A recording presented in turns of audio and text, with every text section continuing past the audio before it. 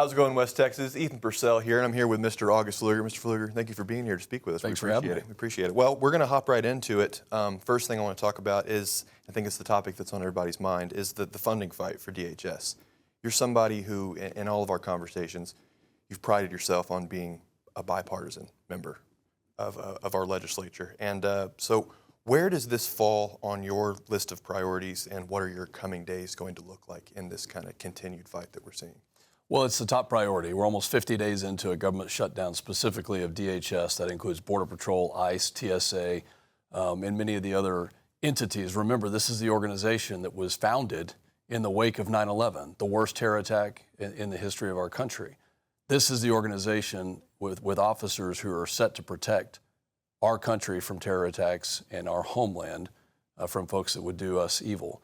So I don't take it lightly. I have voted 4 times now to fund the entire department, including our TSA agents who serve at Mathis Field and the Border Patrol agents and those that protect us. So unfortunately, what we're seeing is not a bipartisan product.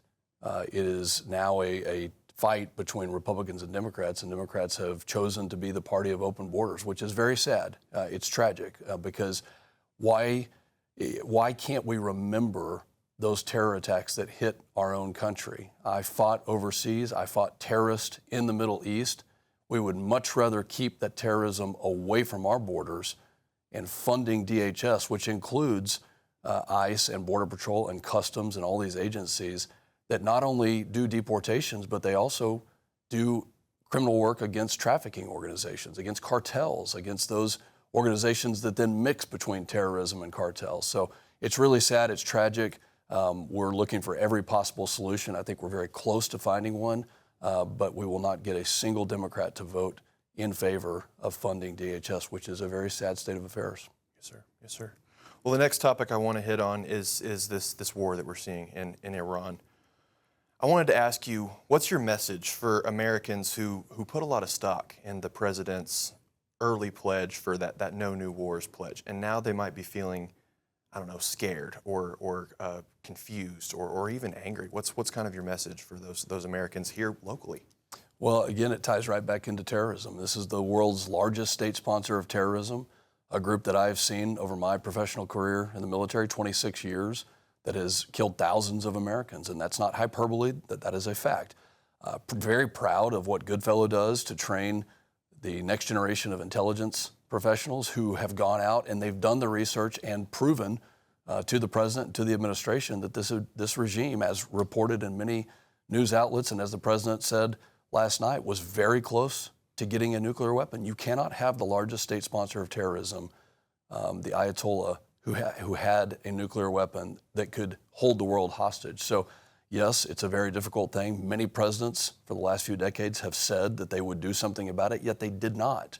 And finally, President Trump took the bold action. It's hard. We need to wrap it up quickly. We need the Strait of Hormuz to open.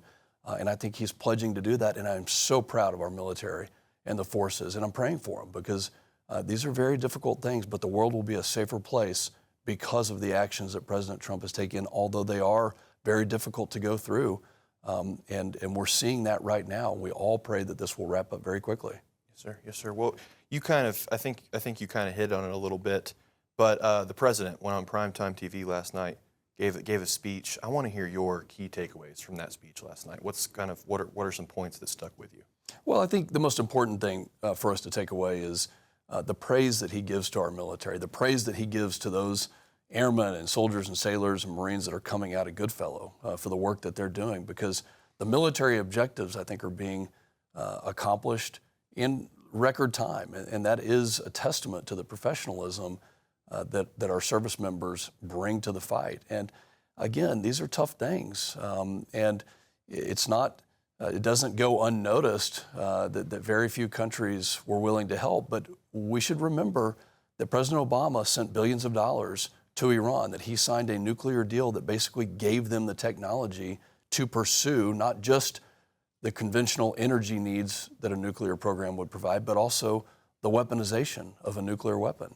And we're having to undo that, and I really appreciate the fact that we have bold leadership. Again, this is hard, and I understand that people don't want endless wars. They don't want forever wars. President Trump campaigned on that. I think he means that, but that doesn't mean that you turn a blind eye to a cancer that was about to metastasize into the largest state sponsor of terrorism, then having a nuclear weapon.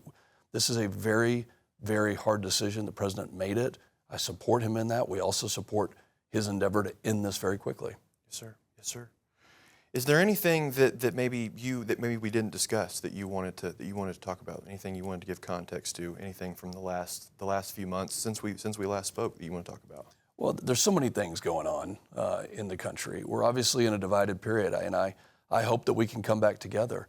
But that's going to take a foundational understanding between both parties that the rule of law matters, that funding an organization who keeps us safe from cartels and trafficking and drugs and terrorism is important. And, you know, I'm praying for the country every single day on that.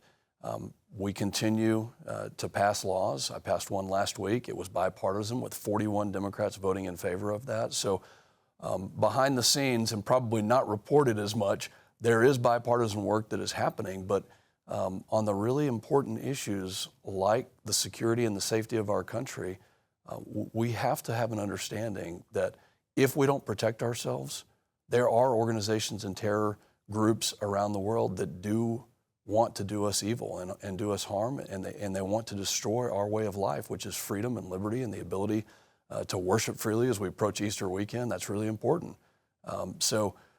We're going to continue every single day to represent this district in the best way possible.